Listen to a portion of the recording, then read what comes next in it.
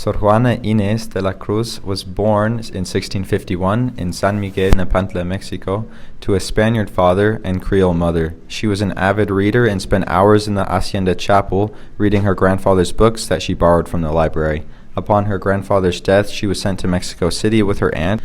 She studied privately in Mexico City, and at the age of 16, she was presented to the court of the Viceroy Marquis de Mancera, where she was admitted to the service of the Viceroy's wife, but declined marriage upon being given the opportunity and instead chose to enter the convent and become a nun.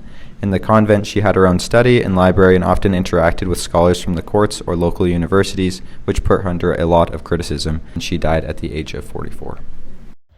Evidences of the Columbian exchange are seen in Juana's poems and writings. She was influenced strongly by Greek and Latin writers as she studied these subjects as a child. For example, Juana's poem, El Sueño, elaborate structure imitates the style and poetic direction of Góngора's poems. She drew from Greek and Roman myths, Plato, Thomas Aquinas, Athanasius, Jerome, and St. Paul in her works. She referenced figures like Narcissus and Orpheus to draw parallels between them and the human condition. Finally, she used classic philosophers like Aristotle to frame her exploration of the soul's journey for enlightenment.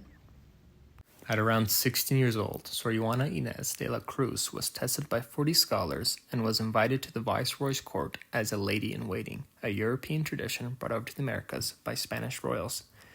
In 1667, given her total disinclination to marriage and her wish to have no fixed occupation which might curtail her freedom, Sor Juana chose to become a nun, to escape cultural expectations and maintain her freedom to study. She initially joined the convent of the Scouse Carmelites of St. Joseph, and then at 21 moved to the more lenient convent of the Order of St. Jerome. There she flourished, receiving praise for her hard work and writing skills. It was during her time as a nun where she wrote the bulk of her work, which included poems, plays, and essays. She was nominated to be Mother Superior and served as the treasurer and archivist of the convent. That everyone should be included, women should be included, racial minorities, all classes, everyone should be included, women should be included, racial minorities, all classes, everyone should be on the same level. And we can see that many people celebrate her accomplishments today in her museum and with her poetry.